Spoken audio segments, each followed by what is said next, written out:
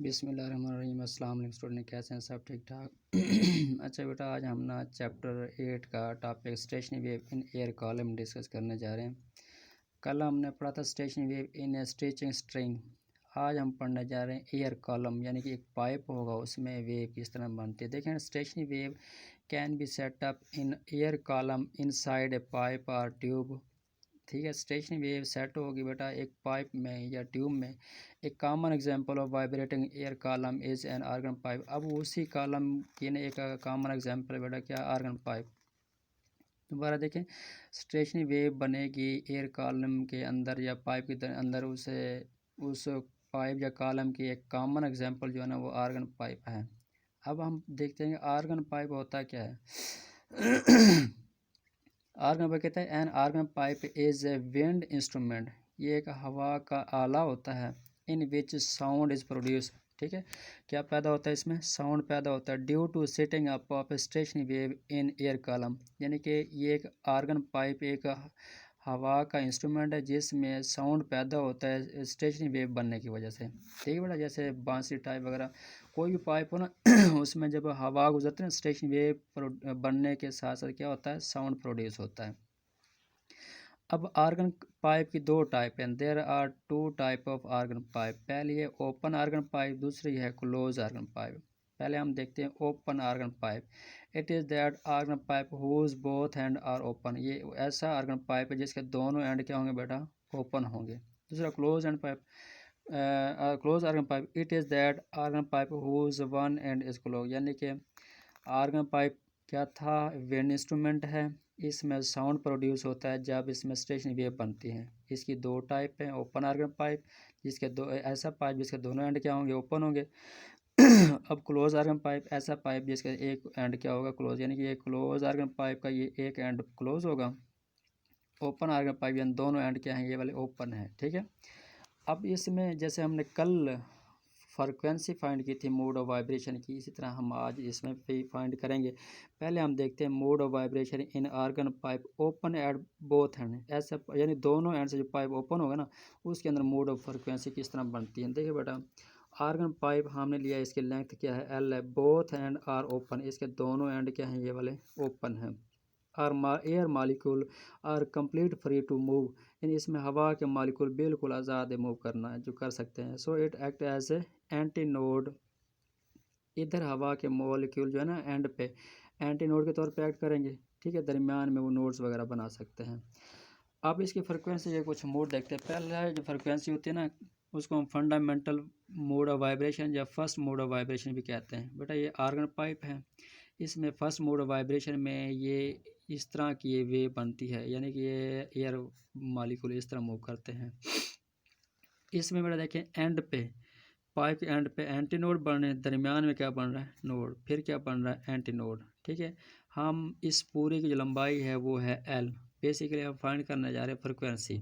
Frequency find करने के लिए हमें वेव लेंथ की ज़रूरत है, फिर हम वेव लेंथ लेते हैं। एक एंटी नोड और नोड के दरमियान हम पढ़ के आए हैं स्टेशनरी वेव में जो वेव लेंथ होती है, लेंथ होती है ना, λ/4 होती है। तो ये वन मोड है तो हम λ1 ले लेंगे। अब फिर इस नोड से एंटी नोड तक ये वाला डिस्टेंस, ये भी क्या होगा? λ/4। तो मतलब टोटल लेंथ जो होगी ना, λ/4 प्लस λ/4। हम वन फर्स्ट मोड ले रहे तो λ1 ले लेंगे। इसका एलसीएम लिया, 4 आ गया। 4 को 4 पे डिवाइड किया, 1 λ1 से मल्टीप्लाई, तो λ1 प्लस एज इट 4 को 4 पे डिवाइड किया तो 1 आता है, 1 λ1 आ जाएगा। इनको ऐड किया, 2 λ1 आ जाएगा, बटे में क्या? 4। इसको काटोगे λ1/2। एल इज इक्वल क्या आ गया? λ1/2। हमें वेव लेंथ चाहिए क्योंकि फ्रिक्वेंसी फाइंड करनी। 2 जाके एल से मल्टीप्लाई, λ1 आ गया 2L। इसको याद रखना। हम जानते हैं स्पीड ऑफ जो वेव होती है ना, v is equal F lambda होती है। हमें एफ चाहिए, लैम्डा जाके इधर डिवाइड हो जाएगी, v ओवर लैम्डा आ जाएगा। अगर हम f1 का नाम दें तो λ1 आ जाएगा। λ1 अभी हमने देखा क्या था? 2L, v ओवर 2L आ गया। यानी f1 की वैल्यू ये है, याद रखिएगा। इसको हम फंडामेंटल मोड ऑफ वाइब्रेशन भी कहते हैं। अब सेकंड मोड ऑफ वाइब्रेशन देखते हैं।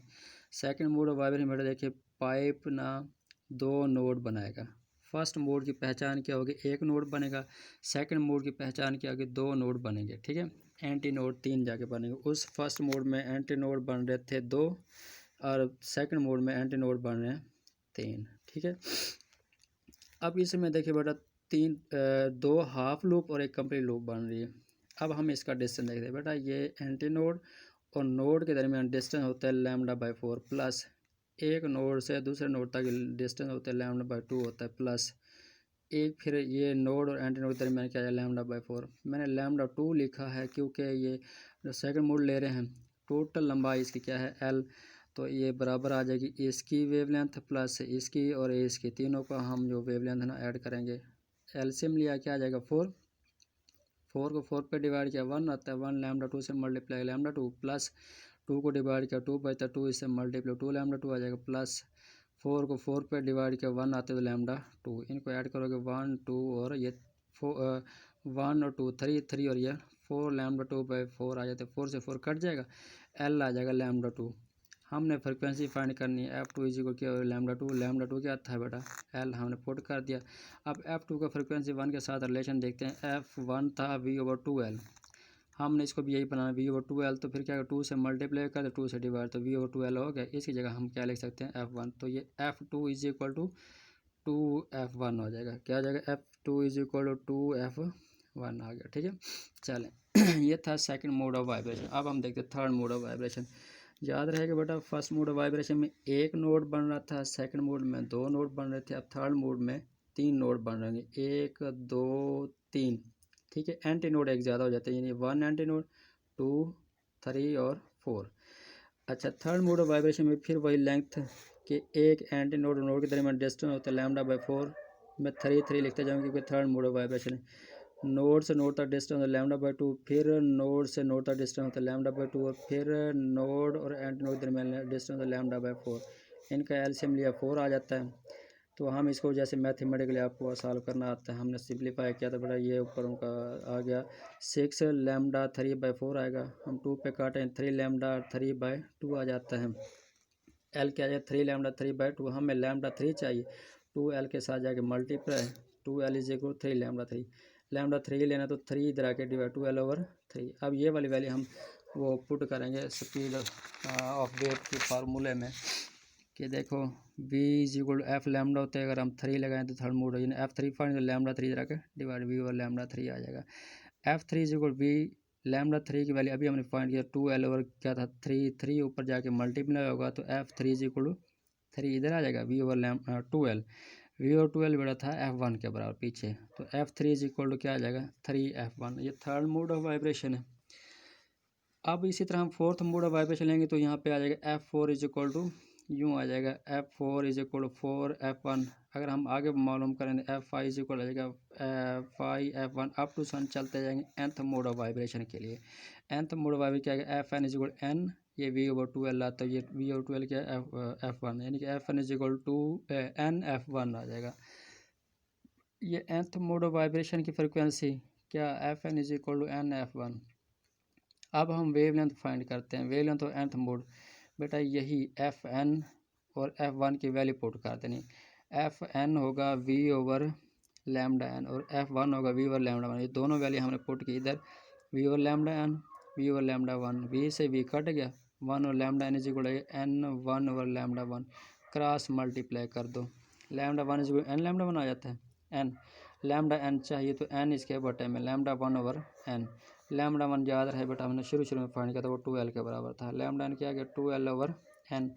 ये है nth मोड ऑफ वाइब्रेशन की वेवलेंथ और ये है nth मोड ऑफ वाइब्रेशन की फ्रिक्वेंसी। अब ये frequency f1 2 f1 3 f1 up to nf1 यानी which is known as harmonic series, इनको हम नाम क्या देते हैं बेटा हार्मोनिक सीरीज़।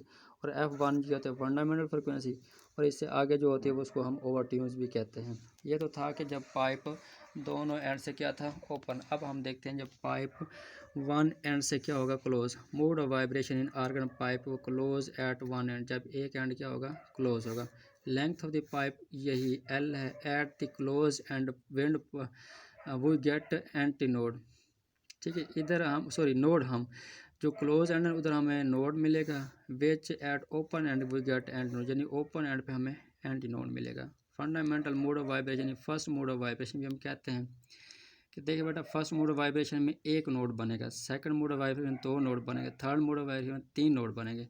नोड यानी जो एंड क्लोज है ना पाइप का, उधर हमें नोड मिलेगा और ओपन एंड पे हमें एंटी नोड मिलेगा। ठीक है, इसके दरमियान अगर लेंथ लें बेटा, एक एंटी नोड और नोड के दरमियान जो डिस्टेंस होता है ना, λ/4 होता है। ठीक है, ये λ1/4 आ गया। अगर हम λ1 लें तो 4l से मल्टीप्लाई होगा, क्या आएगा 4l λ1 की वैल्यू। अब हम स्पीड ऑफ वेव जानते हैं, v इक्वल क्या होता है f लैम्डा, हमें f1 चाहिए तो λ1 इधर डिवाइड तो v ओवर λ1 आ जाएगा। λ1 की वैल्यू क्या थी 4l, हमने पुट किया f1 इक्वल क्या आ गया v ओवर 4l। ये फ्रिक्वेंसी आ गई फर्स्ट मोड ऑफ वाइब्रेशन, ये फंडामेंटल मोड ऑफ वाइब्रेशन। अब हम जाते हैं second mode of vibration. Second mode of vibration बेटा मैंने अभी बताया था 2 नोड बनेंगे, एक नोड हमने ये बनाया और एक ये। क्लोज एंड पे हमेशा आपने नोड बनाना है, बाकी एंड जो ओपन एंड उधर एंटी नोड जाकर बनाना है। अब ये है एंटी नोड और नोड के दरमियान डिस्टेंस होगा λ/4, नोड से नोड तक होता है λ/2। अब इसकी लेंथ में मैं वेव लेंथ 3 का नाम देता हूँ, एंड पे भी जाके इसकी रीज़न बता दूँ कि हम λ3 क्यों लिया। अब इसका एलसीएम लिया 4 आ जाएगा, 4 को 4 पे डिवाइड किया 1 ये λ3 से मल्टीप्लाई होगा λ3 प्लस 2 को 4 पे डिवाइड किया 2 आता है 2 इससे मल्टीप्लाई 2 λ3 आ जाएगी। इसको ऐड किया 3 λ3/4, 4 जाके इधर मल्टीप्लाई 4l इक्वल क्या आ जाएगा 3 λ3। अब λ3 हमें चाहिए 3, इधर जाके 4l/3, λ3 की वैल्यू क्या आ गई 4l/3 आ गया। ये वैल्यू हम पुट करेंगे स्पीड और वेव में, v equal f lambda, f3 लेना तो v λ3 की वैल्यू पुट की 4l/3 बटेगा ये 3 इधर जाके मल्टीप्लाई होगा 3v/4l, v/4l हमने फाइंड किया था बेटा इधर के वो क्या था f1 के बराबर, तो ये क्या आ जाएगा f3 इक्वल 3f1। अब इसी वजह से हमने ये λ3 लिया था, क्योंकि हमें जो फंडामेंटल फ्रिक्वेंसी मिलेगी ना वो थर्ड ऑर्डर मिलती है, यानी ऑड इंटीजर मल्टीपल में ये f यानी 3 मिलेगा, तो फिर हम इसको भी क्या नाम देंगे f3 का। अब हम थर्ड मोड ऑफ वाइब्रेशन में जाते हैं। थर्ड मोड ऑफ वाइब्रेशन जो है ना, उसमें बेटा 3 नोड बन रहे हैं। ठीक है, इनके दरमियान हम जो टोटल लेंथ लेंगे, ये एंटी नोड से नोड के दरमियान λ5 यानी कि 3 के बाद 5 आएगा, फिर उसके बाद फोर्थ मोड ऑफ वाइब्रेशन में 7 आ जाएगा, फिफ्थ मोड ऑफ वाइब्रेशन में 9 आ जाएगा। तो यानी ये λ5/4, फिर नोड से नोड तक λ/2, फिर नोड से नोड तक λ/2, यानी कि λ5 आ गया। इनका एलसीएम लिया, सिंपलीफाई लेंथ हमारे पास आई 5 λ5/4 आ गया। हमें λ5 चाहिए, 4 जाके इधर मल्टीप्लाई 5 डिवाइड तो λ5 आ गया 4l/5। अब ये हम वैल्यू पुट करें स्पीड ऑफ वेव में कि v equal to f lambda होता है, हमें f चाहिए लैम्डा डिवाइड, तो यानी कि हमें f5 चाहिए तो λ5 की वैल्यू थी 4l/5, 5 ऊपर जाके मल्टीप्लाई हो जाएगा। ठीक है, तो v और 4l किसके बराबर था f1, तो ये देखिए f5 इक्वल क्या आ गया f5 f1। ठीक है बेटा, यानी कि ये ऑड इंटीजर मल्टीपल लेंगे जब एक एंड क्या होगा क्लोज होगा। तो याद रखना बेटा, ये ओपन आर्गन पाइप और क्लोज आर्गन पाइप में यही फ़र्क है कि ओपन में हम 1 2 3 लेते थे, जब क्लोज आर्गन पाइप आएगा उसके साथ 1 के बाद 3, 3 के बाद 5, फिर ये 7। अब nth मोड ऑफ वाइब्रेशन के लिए हम क्या लेंगे, Fn equal n into v/4l, ये F1 है। मैंने इधर मेंशन किया हुआ है कि n इक्वल क्या होगा 1 3 5 7 अप टू 7 चलता जाता है। अब इसी की जो वेव लेंथ सिमिलरली जैसे हमने पिछले की फाइंड किया था ना, इस Fn की वैल्यू पुट करेंगे, F1 की इसको सिंप्लीफाई करें तो λn आ जाएगा 4l/n। ठीक है, अब by studying the both these case वो conclude that the pipe which is open at both hand is richer in harmonic, यानी कि जो ओपन था ना दोनों एंड से, उसमें जो हार्मोनिक सीरीज़ बन रही वो ज़्यादा थी, ज़्यादा है, जबकि जो क्लोज आर्गन पाइप इसकी कम है, तो इसलिए वो वाला ज़्यादा बेनिफिशियल है। कौन सा, ओपन आर्गन पाइप। अब हम ना न्यूमेरिकल देखते हैं, कल छोड़े थे हमने। देखो numerical number 4, the frequency of the node emitted by a stretching string is 300 hertz, यानी कि हमारे पास स्ट्रिंग है, उसको हम उसमें जो फ्रिक्वेंसी पैदा हो रही है 300 हर्ट्ज़ की है। कहता है what will be the frequency of the this node when, इस नोड की फ्रिक्वेंसी बतानी है कब, the length of the wave is reduced by 1/3, यानी कि हम लेंथ कम कर दें 1/3 without changing the tension, tension को चेंज नहीं करना, ये स्ट्रिंग है ना, लेंथ हम काट दें इधर से 1/3 कर दें, लेकिन ये टेंशन सेम रहे। फिर हमने दूसरा क्या मालूम करना है, दूसरे में tension is increase by 1/3, tension यानी इस में खिंचाव बढ़ा दे 1/3, लेकिन लेंथ सेम रहे तो भी फ्रिक्वेंसी क्या पैदा होगी। पहले हम ये find when length of the wave is reduce 1/3 without changing the tension, tension change किए बगैर हम जो लेंथ रिड्यूस करते हैं ना, तो उसके लिए v इक्वल एफ लैम्डा, ये v equal F prime lambda prime आ जाएगा। इनको कंपेयर करें बेटा, F lambda is equal F prime lambda prime आ जाएगा। अब लैम्डा प्राइम जो है ना, ये वेवलेंथ चेंज होगी कब, जब हम 1/3 चेंज प्रोड्यूस करेंगे टेंशन में, यानी पहली जो वेवलेंथ है उसके 1/3 हम कम कर रहे हैं, तो क्या करेंगे, माइनस इसका बटा 1 है, एलसीएम लेंगे 3, यानी कि 2 और 3 लैम्डा आ जाएगा, ये लैम्डा प्राइम चेंज होगी। ये वैल्यू हम पुट करते इधर, तो एफ जो थी उसने दी थी 300 हर्ट्ज, साथ लैम्डा ये मालूम करना है, एफ प्राइम लैम्डा प्राइम की वैल्यू ये लैम्डा प्राइम सॉरी हमने एफ प्राइम मालूम करना था, लैम्डा से लैम्डा कट जाएगा, 3 जाके इधर मल्टीप्लाई 2 डिवाइड, तो हमारे पास एफ प्राइम क्या आ जाएगा 450 हर्ट्ज। दूसरे में कहता है टेंशन इंक्रीज कर रहे हैं 1/3, यानी कि ये स्ट्रिंग थी ना, इसकी लंबाई चेंज होगी, यानी इसकी टेंशन बढ़ा दें, तनाव बढ़ा देंगे, तो फिर फ्रिक्वेंसी पे क्या फ़र्क पड़ेगा, एफ इज टू एफ और 2L ओवर एफ और एम, एफ क्या था tension of the string, tension जो हम बढ़ा रहे हैं एफ कितना टाइम 1/3 टाइम बढ़ा रहे हैं, पहली टेंशन इस बार हम 3 गुना बढ़ा दी 1/3 टाइम, तो ये पूरी जो टेंशन बढ़े क्या बने 4/3 एफ, हम ये वैल्यू पुट करेंगे, फ्रिक्वेंसी डबल प्राइम जो हमने फाइंड करने 1/3L एफ प्राइम और एम, इसकी वैल्यू ये इधर पुट करोगे हमारे पास आ जाएगा 4/3 एफ ओवर एम 1/2L 1, अब 4/3 का हम अलग स्केल ले लें, बाकी अलग ये पूरी चीज़ जो है ना F1 के बराबर आ जाती है, इसलिए हम 300 पुट करेंगे, इसको सिंप्लीफाई किया 346 हर्ट्ज आ जाता है जब हम टेंशन 1/3 इंक्रीज करते हैं। अब न्यूमेरिकल नंबर 5 देखें ना, organ pipe has a length of 50 centimetre, एक आर्गन पाइप जिसकी लंबाई कितनी 50 सेंटीमीटर, अगर मीटर में लो तो 0.5, find the frequency of fundamental node and the next harmonic, यानी फंडामेंटल नोड यानी कि पहली फ्रिक्वेंसी फाइंड करनी, नेक्स्ट हार्मोनिक यानी F2 फाइंड करना है, ठीक है।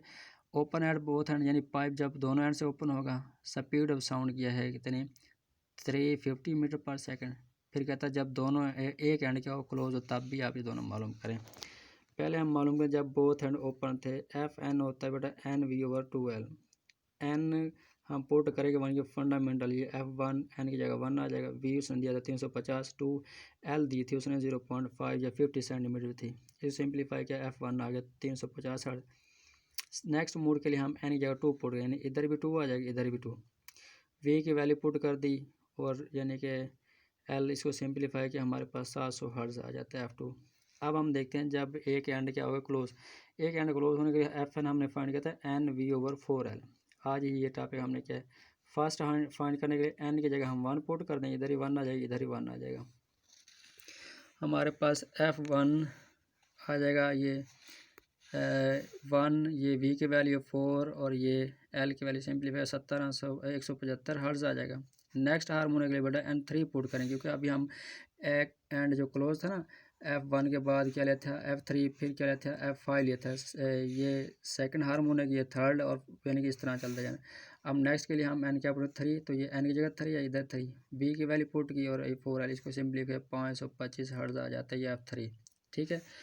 अच्छा आगे देखें, a church organ pipe consist of pipe each open at one end, यानी कि एक चर्च है उसमें ना आर्गन पाइप लगे हुए हैं, उसका हर पाइप का एक एंड क्या ओपन है, of different length, her pipe की लेंथ क्या different, minimum length of the is 30 millimetre, और हर ये जो पाइप लगे होते हैं ना उनमें कम से कम लेंथ जो थी ना मिनिमम 30 मिलीमीटर, इसको सिंप्लीफाई किया मिली खत्म टाइम पर -3 मीटर आ जाता है, एंड द लॉन्गेस्ट जो है ना वो 4 मीटर।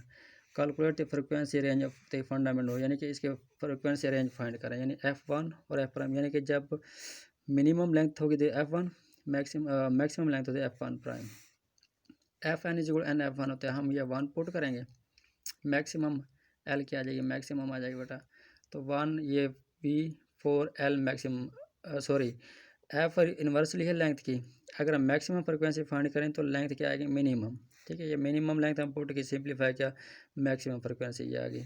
अब हम फाइंड करेंगे मिनिमम फ्रिक्वेंसी, तो इधर लेंथ आ जाएगी बेटा मैक्सिमम, लेंथ हमने पुट की मैक्सिमम 4 थी, इसको सिंप्लीफाई तो F मिनिमम क्या आएगी 21 हर्ट्ज, ये फ्रिक्वेंसी थी आर्गन पाइप की।